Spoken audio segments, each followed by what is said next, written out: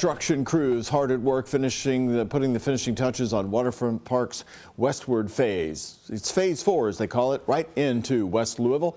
It's our first look at this project since March, and officials tell us that they're on track to finish it by the end of this month.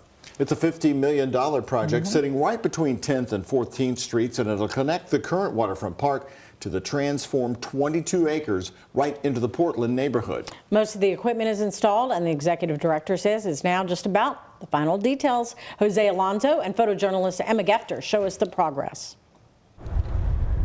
Construction still in progress, but the results for Waterfront Park's Phase 4 expansion into West Louisville are promising. So we've got two main themes of Playport, a river section which really tells the story about how this site is located on the river right at the head of the Falls of the Ohio. These are real objects. These are not things that we have fabricated. This is a real shipping container. That's a real crane cab. Playport includes multiple interactive experiences, like ropes that move containers. Half of the park also speaks to the history of industrialization in Louisville. There's a huge education component to this that, like I said, some of it is obvious with the educational and informational signage. Waterfront Park's expansion just west of 9th Street is about 95% done, and construction crews will be sliding out of the way and making room for families to enjoy by next spring. We're excited about being able to bring people to the park and bring the park to people. So we're hoping to be able to partner with Waterfront Park to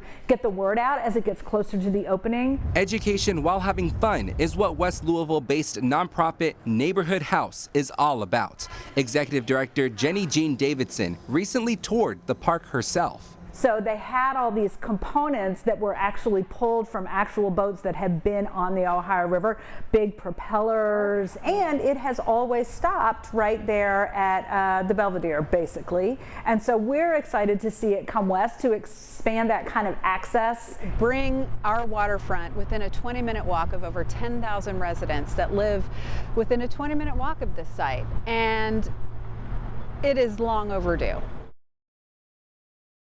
You know, Jose, I can't help but go back to the former Metro Councilwoman, Sherry Bryant Hamilton, who used her own discretionary money in her office to get this project started because the city had no money. She drew up the first plans. And now you're bringing in things like the recycled trucks to show the riverboats. Exactly, construction equipment that speaks to that industrialization in Louisville, but also the river as well. I mean, it's right there. You get a really clear view of downtown and the river, all while standing on top of a boat. Isn't that crazy? It's very cool. What kid wouldn't want to play there? We saw you were playing there, so it's pretty cool. I was. It was a fun and invigorating situation and an atmosphere that I'm not going to forget. I already told the executive director, Deborah, I might have to fight a kid to get up there. I don't know, but the slide you went down is made of what? That's the back of a dump truck. So again, so many different items turned into playground equipment. That's awesome. Jose, breaking it in for us tonight. Thank you. Jose. That was a great story.